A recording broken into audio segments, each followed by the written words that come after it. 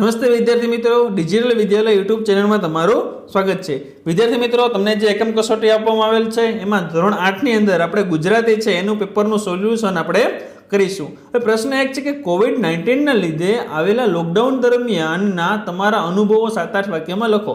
Lockdown લીધે શું કર્યું આપણે લખવાનું છે, તમે તમારા શબ્દોમાં લખો। અહીંયા મેં મારા શબ્દમાં લખ્યું છે કે જવાબ છે કે લોકડાઉન થવાથી શાળા કોલેજો બંધ છે, જેની અમને બહુ મજા આવી ગઈ। મજા આવી ગઈ ને તમને? પછી તો કે લોકડાઉન થવાથી પરિવારથી જે લોકો દૂર હતા તે નજીક આવી ગયા। પછી લોકડાઉન થવાથી મધ્યમ પરિવાર અને ગરીબ પરિવારને નુકસાન મોટું થયું છે, ખૂબ નુકસાન થયું છે, આર્થિક રીતે બધા ખૂબ નુકસાન થયું છે। હવે લોકડાઉનમાં શાળા બંધ હોવાથી મોબાઈલ વડે ભણવાની એક અલગ જ મજા પડી ગઈ, ગેમે રમાય છે ને ભણાય છે, બે કામ થઈ જાય નહીં। હવે કે લોકડાઉનથી બધાને ભૌતિક સુખ કરતાં પરિવારનું સુખ મોટું છે તે ખબર પડી ગઈ, કંઈક તો શીખ મળે જ।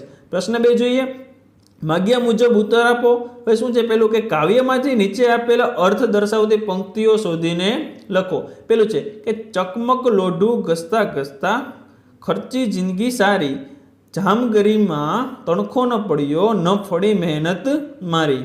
બીજું છે કે ચાંદો સળગ્યો સૂરજ સળગ્યો સળગી આભ અટારી, ના સળગી એક સળગી મારી વાત વિપતની ભારી, મહાનલ એક જ દે ચિનગારી। ત્રીજું કે વિશ્વનલ હું અધિક ન માણું, માગું એક ચિનગારી, મહાનલ એક જ દે ચિનગારી। કે કાવ્ય પંક્તિ તમારા શબ્દોમાં સમજાવો। કે જવાબ છે કે ઠંડીમાં મારું શરીર ધ્રુજી રહ્યું છે, એટલે કે ચિનગારીની વાટ જોતા જોતા મારી ધીરજ ખૂટી ગઈ છે, મારી જડતા અને નિષ્ક્રિયતા રૂપી ઠંડી ઉડાવવા માટે હે મહાઅગ્નિ સ્વરૂપ પરમાત્મા, હું કશું વધારે નથી માગતો, હું માત્ર એક જ ચિનગારી માગું છું। ખ્યાલ આવી ગયો વિદ્યાર્થી મિત્રો? પ્રશ્ન 3 તરફ આપણે આગળ વધીએ કે જાહેરાત વાંચી તેને આધારે નીચે આપેલ પ્રશ્નોના ઉત્તર આપો। તમે જાહેરાત તમને આપેલી છે તો તમે વાંચી લો, જેથી તમને વધારે ખ્યાલ આવે। કે પેલું છે કે ડિજિટલ પે માર્ગદર્શનની બેઠક ક્યાં યોજવામાં આવી હતી? તો પહેલા એમાં જવાબ આવશે અ, કે વાણિજ્ય ભવનમાં યોજવામાં આવી હતી। બીજું, ડિજિટલ પે માર્ગદર્શન બેઠકમાં નીચેનામાંથી કઈ ઉંમરની વ્યક્તિ લાભ મેળવી શકશે? તો કે એમાં આવશે જવાબ ક, 75 વર્ષની ઉંમરની વ્યક્તિ છે એ લાભ મેળવી શકશે। ત્રીજું, ડિજિટલ પે વિશે નીચે પૈકી શું સાચું છે? તો કે એમાં છે ડ, કે રોકડાને બદલે કાર્ડથી વ્યવહાર કરવો। ખ્યાલ આવી ગયો વિદ્યાર્થી મિત્રો? આગળ વધીએ। ચોથું શું છે કે આ શાની જાહેરાત હતી? તો કે જવાબ છે ડ, કે રોકડ નાણાં વ્યવહાર ઘટાડવાની જાહેરાત હતી। પાંચમું, ડિજિટલ પે થી થનાર એક લાભ જણાવો।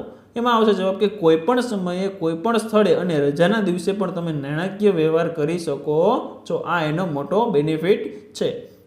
પ્રશ્ન 4, માગ્યા મુજબ ઉત્તર આપો। એમાં જોઈએ પેલું છે કે અનુકૂળ સંજોગોમાં તો બધા કામ કરે, પણ ખાલી જગ્યાના સમયમાં કામ કરે તે વિરલ કહેવાય। એમાં શું આવે? તો કે આપત્તિના સમયમાં કામ કરે તે વિરલ કહેવાય। બીજું, જુદો પડતો શબ્દ શોધીને લખો। એમાં આવશે જવાબ દર।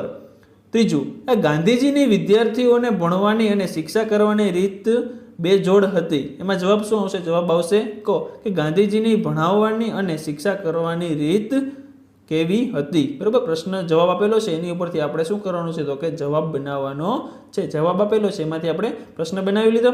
ચોથું જોઈએ કે આપેલ શબ્દના ધ્વનિ એટલે કે સ્વર વ્યંજન છૂટા પાડીને લખો। શું છે? તો કે મહાનલ। એમાં શું આવશે? તો કે અડધો મ પ્લસ અ પ્લસ અડધો હ પ્લસ આ પ્લસ અડધો ન પ્લસ અ પ્લસ અડધો લ પ્લસ અ, આ રીતે મહાનલ બને। પાંચમું, વ્યંજન સ્વરને જોડીને શબ્દ બનાવો। અહીંયા આપેલું છે અડધો ખ પ્લસ અ પ્લસ અડધો ર પ્લસ અ પ્લસ અડધો ચ પ્લસ ઈ, એટલે શું થાય? તો કે ખચ્ચી। બરોબર। પ્રશ્ન 5 છે કે nurse, doctor, hospital, police, ambulance, સેવાભાવી સંસ્થાઓ, સ્વયંસેવકો। બરોબર, આપેલા શબ્દોનો ઉપયોગ કરીને એક ફકરો તૈયાર કરવાનો છે। કાંઈ વાંધો નહીં, ચાલો કરી દઈએ કે હાલ કોવિડ-19ની મહામારી ચાલી રહી છે, ત્યારે આપણા દેશમાં સેવાભાવી સંસ્થાઓ ઘણી બધી કાર્ય કરી રહી છે।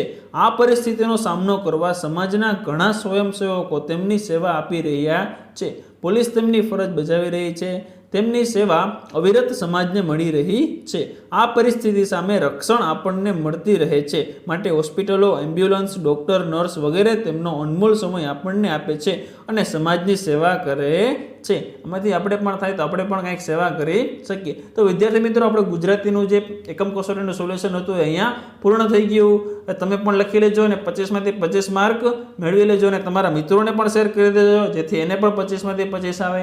અને હા, તમારા ભાઈના ભાઈ બહેન હોય તો એને પણ કહેજો, એના માટે પણ 1 થી આપણે 12 ધોરણની એકમ કસોટીના સોલ્યુશન અપલોડ થઈ જ ગયા છે, તો એ પણ જોઈ લઈએ અને એને પણ 25 માંથી 25 માર્ક આવે. અને ખાસ ઘરે શીખીની પ્રવૃત્તિ જો તમારે હજી બાકી હોય તો તે પણ તમે પ્લેલિસ્ટમાં જઈ અને લખી લેજો. તો વિદ્યાર્થી મિત્રો, વિડીયોને લાઇક કરી નાખો અને ચેનલને સબસ્ક્રાઇબ કરી દો અને તમારા મિત્રોને શેર કરી દો. તો વિદ્યાર્થી મિત્રો, આવજો. જય હિન્દ, જય ભારત.